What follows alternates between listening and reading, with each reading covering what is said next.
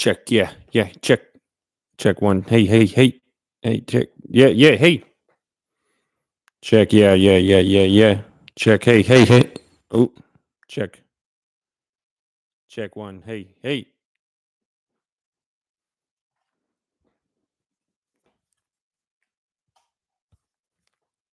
Check one. Hey. Hey. Yeah. Check. Hey. Two.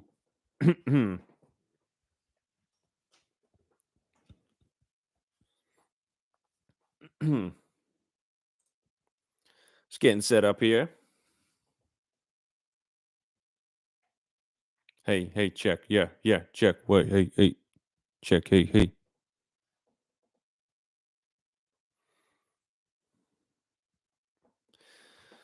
So this is my first time going live on YouTube. We'll see how many people show up. I'm not sure how many people are around at noon on a Wednesday, but this will be going once the live stream is done. It'll be available to watch afterwards. So if anybody watching this has any questions or want me to talk about anything specific, please let me know. I will be talking about some sync licensing updates, and just some other videos that I'm planning to do soon, and various other things. I got a couple notes here, so we're just going to go through it. But this, if people show up, this is meant to be a Q&A. So we're going to talk about whatever you guys want, especially in those areas: sync licensing, guitar playing, whatever, gear. I'm going to start doing some gear demos, more, some more guitar maintenance videos, sync licensing, of course, and probably some more guitar lessons and maybe even some ukulele lessons, because there was some good reactions from the guitar lessons. It's just a little bit more work for me to get those together because I got to prepare all the diagrams and everything. But yeah, if you guys are really interested in that, let me know in the comments. And feel free to comment on this video even after it is done, because I'll still see it, and I can still, make a new video about whatever you guys want me to talk about. So let's just get this going. First thing I want to talk about is a couple of sync licensing updates. So on my part, what I've been up to recently for sync licensing is, for one, quite a few briefs. That's kind of a lot of times, like, a bunch of briefs will come up at the same time, and that's kind of what's happening. A couple different libraries have sent me briefs in the past month, or even like past couple weeks. There's been a couple more. So I usually work on those first and foremost. So those are going to be, I did a couple already this week for a brief, but I'm going to do some more. I just today, even like right before I started this live stream, I got like 5 new briefs from one library. So I'll take a look at those and see what I want to do. Otherwise, I've been doing some, I my recent albums that I did for music licensing. I signed actually quite a few of them with some libraries that work with Warner Brothers and BMG. So I'm going to be getting a lot more catalog into those distributors. So I'm excited about that. Shout out to my buddy Emil, who we did 2 albums, and one of them is going to an APM library, which it already went live this month, and we got a couple placements already. And then the other album we did was one with the Warner BMG library. So it was cool. Excited to see how those do. The one APM one went live already. And then I have another uh, one with the Warner BMG library that just went live. I'm on every track of that, but I do have different co-writers depending on the track. And some of them are just me too. So that's cool stuff. A big piece of news in the sync licensing business is, anybody who's with the library Pond 5, they actually, it's October right now, and they just paid quite a lot of money to their composers for data set earnings. Controversial subject, yes, but they paid me pretty well. Actually, I got a nice four-figure payment, which I've never gotten from Pont Five. It's a royalty-free music library, and what they're doing is they're licensing out. It seems like their whole catalog to train AI softwares. So long term, it's not really a good thing for those of us in this business, but um, short term, a nice payday, several $1,000s, depending how much. I think they probably just directly go by how much music you have in the catalog. Because my brother also does this stuff too, and he has more music in the catalog than me, and he got even more money than I did. So hopefully, any of you who are with Pond Five, you got a nice payday, but they're kind of shooting themselves in the foot by doing this. And I've said it before, because they're kind of destroying their own business. I think they're essentially just trying to clean house and make as much money as they can before AI takes over. Which the lawsuit is coming for AI, and that's going to take several years. So we have at least years to still thrive. Whatever happens in that the trial, when it goes to trial, it'll be huge news, and I'll be talking about that whenever that happens. But yeah, hopefully you guys got a nice payday out of it. Okay, yeah, this is my first time going live, by the way. I don't know if I mentioned, but it's my computer camera instead of my usual. I have a GoPro and I have a couple other cameras, so hopefully the quality's all right. It looks pretty good actually from me looking at it right now.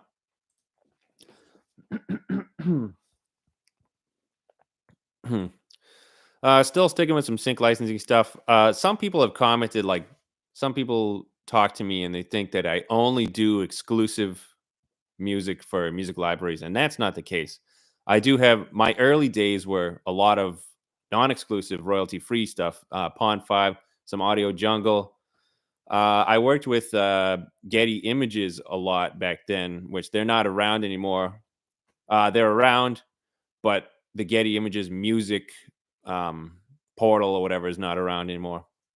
They sourced it out to a library, Epidemic Sound, which I do not recommend working with because well, you probably can't work with them because they only accept composers that aren't affiliated with a PRO. So unless you're like just starting and you don't know anything about the business, maybe you don't have a PRO. They do like a buyout for them. You might get a few $100, but you'll never see any back end royalties from the stuff. So if writing a track for a couple $100 and never getting anything else from it seems like something you want to do, then you could work with them, but I wouldn't recommend it. And I don't think most people who are serious in this business are not affiliated with a PRO. That's kind of, the first thing you do before you even start getting into the business.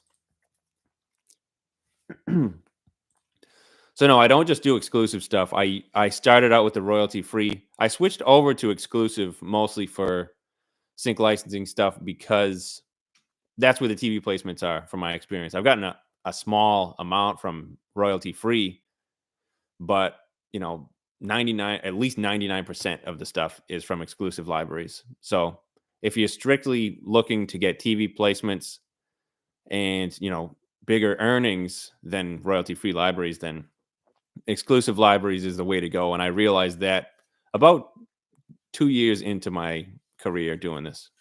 And back then, actually, the royalty free wasn't too bad. There was a lot more sites and a lot of them just died because subscription became the norm. And it used to be like you get a sale for $20, $40, or $50.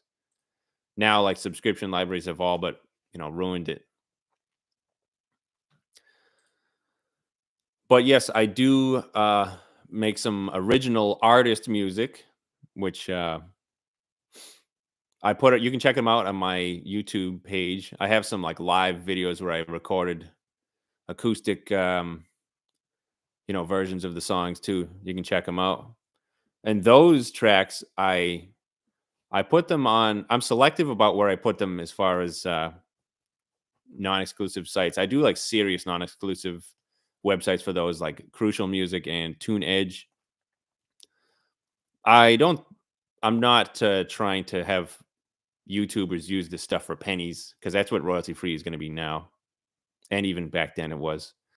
So I like to license that. I'll even like reach out to other, if there's something, an opportunity where they want music like that. I am the publisher for my own artist music too. So um, I don't want to have any strings attached to it. I own it. Um, by the way, I was going to do a video. Let me know if you guys think you would want to watch this. So a video about ISRC codes. If you don't know what they are, like when you release a song on like Spotify and Apple Music and everything, it, like CD Baby or whatever assigns you an ISRC code. It's just a code that like identifies what this recording is, not the song itself, but the recording. And it is beneficial for you to get your own ISRC codes and not have them uh, provide them for you. And there's a bunch of reasons, and I can teach you how to do it. But if you guys want a video like that, please let me know. I'm kind of getting off track here, but yeah, for my original music, it's not exclusive. That's like that I have. Like I do sync licensing when I'm not music, and I do sync licensing more often. But I'll try to usually record like an EP's worth of artist music and time allows, and it's great, fun stuff. It's the most like, in my opinion.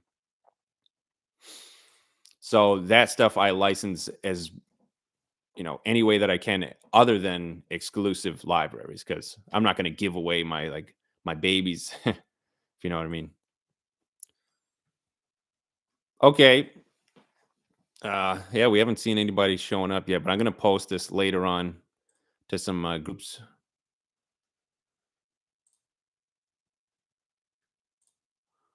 Yeah, just changing the settings. I'm going to post this to some of these sync licensing groups on Facebook, and hopefully you guys will find some use out of it. And yeah, feel free to just comment any questions or any videos you want me to do next or whatever.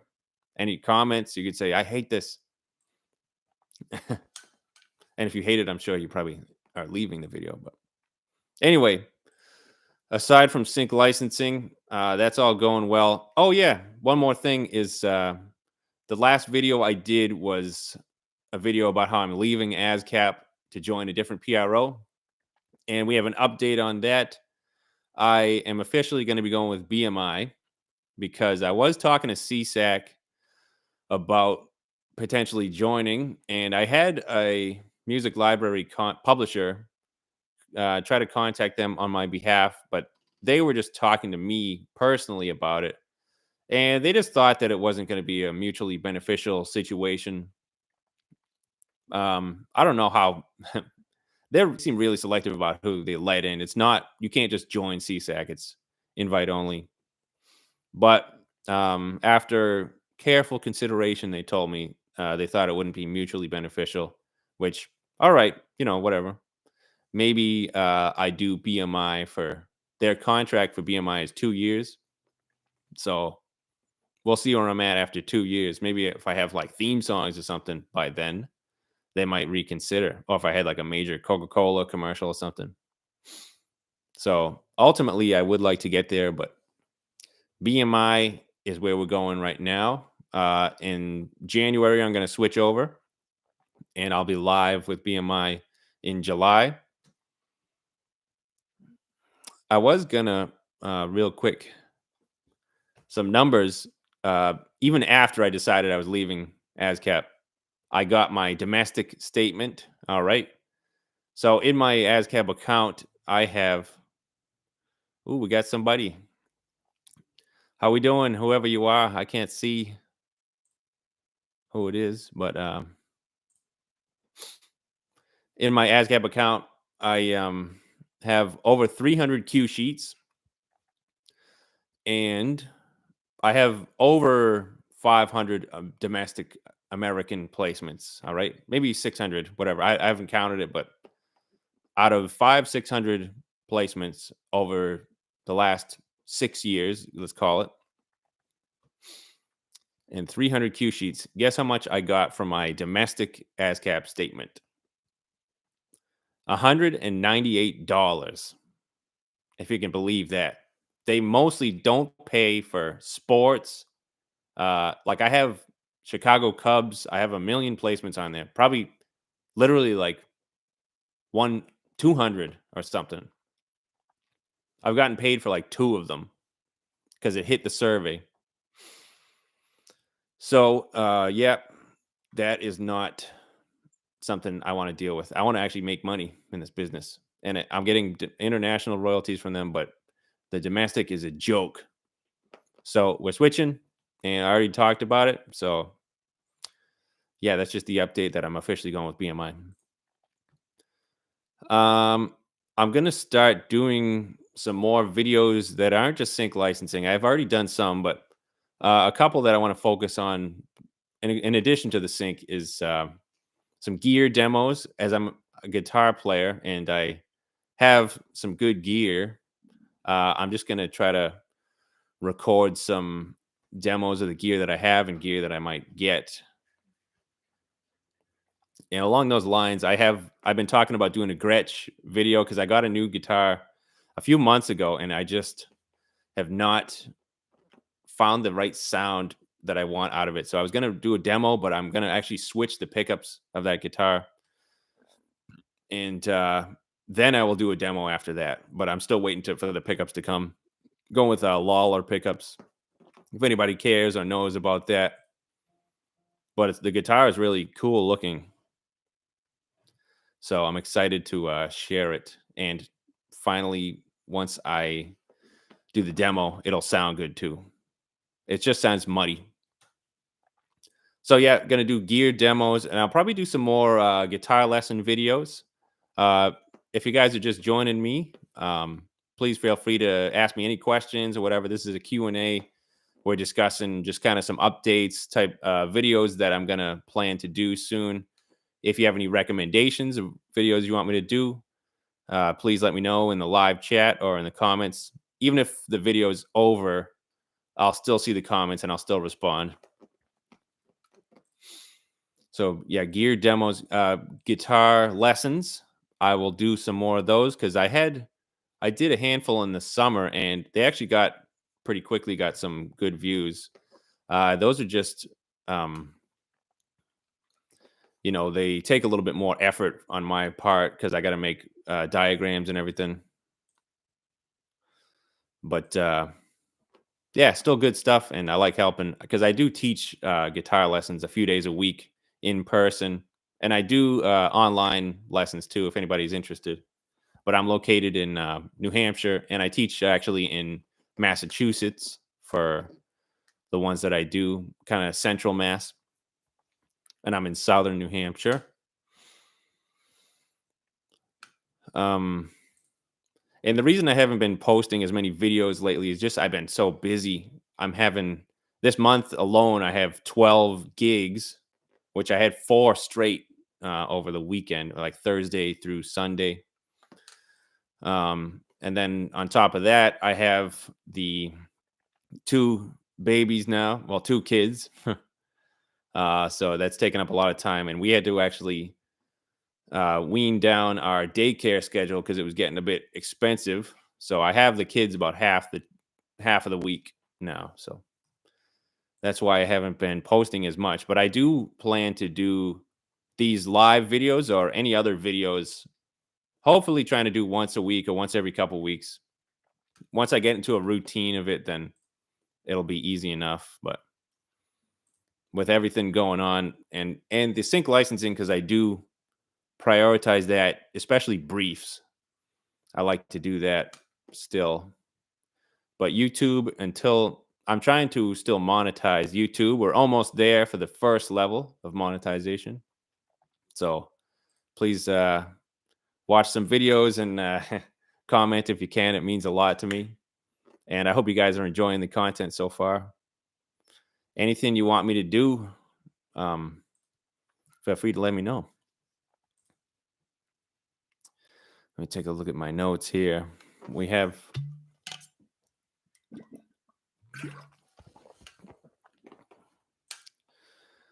yeah, I don't know. Let me know what you guys are doing in the sync licensing biz too. I yeah, just been doing albums and then briefs. Briefs take priority, and then I do albums to supplement when I don't know. Actually, there's this cool thing. A group of composers that I'm with. We have what we call a sync collective, where we'll do like an album together. Whether it's like I do 2 tracks, this guy does 2 tracks, this other person, or we'll collab. Like I'll do one with each person or whatever. It's pretty cool, and it gets good results. And we've signed some music to some nice libraries so far. So collaborating is a good thing, and we all have different connections too. So if one of us is in any library and we're shopping an album, then we can say, "Oh, I'm with this one. Oh, we'll try this one. Oh, this other guy's with that one. We'll try that one next." Really, it's good. And it's people have different strengths too. Like a couple of them are electronic composers, and then there's like another guitar player or two in the group, which is like me. One guy is more one guy is pretty good singer. So yeah, it's a good, I recommend collaborating with people for networking purposes, for creative purposes. It just across the board, it's beneficial for everyone. And we can actually pump out albums quicker than one person could. Say, in one week, if we each did one track. I think there's 5 of us in this group. um if we each did one track in a week, and then we each did a collaborative track the next week, then you have an album after 2 weeks, which is pretty good. And I honestly, I've moved I've kind of moved away from doing like albums just on my own. Well, I still do it sometimes, but I like collaborating because it's just for one, it gives you like a kick in the pants to say, like, if somebody sends you, "Oh, here's a track, can you add some stuff to it?" It's like, yes, yes, somebody else asked me to do it. I'm gonna do it for you.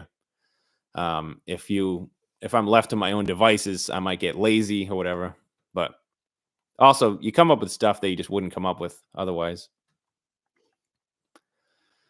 Uh, and hello to everyone joining us now. Uh, Good to see you. Thanks for coming and watching.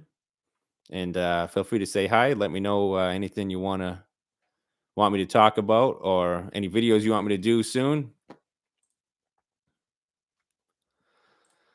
So yeah, the sync licensing stuff's going good, aside from the mini ASCAP payments that I've been getting. But I've talked enough about that. It's all right. Um, it's mostly what I had to talk about. I'm sure I'll think of other stuff. Yeah, my family's doing good though. We're all getting everything's going. Yeah, and um I have also moved away from the YouTube shorts, because the goal that I'm doing here is to just be straight up with you guys. The YouTube shorts don't really earn money. I've not even monetized YouTube yet, but from what I read, you get like pennies from the shorts, and because they don't advertise on them. At least I don't. I've never seen them. If I've watched shorts, I've never seen ads on them.